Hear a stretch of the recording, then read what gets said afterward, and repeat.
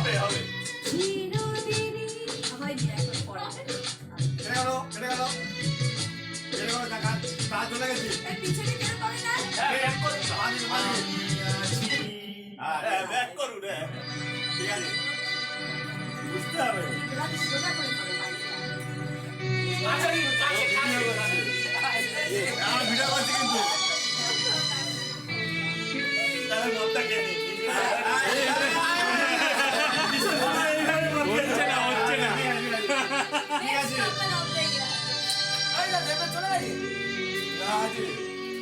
ধরো ভাই ফোনটা কাছে ধরুন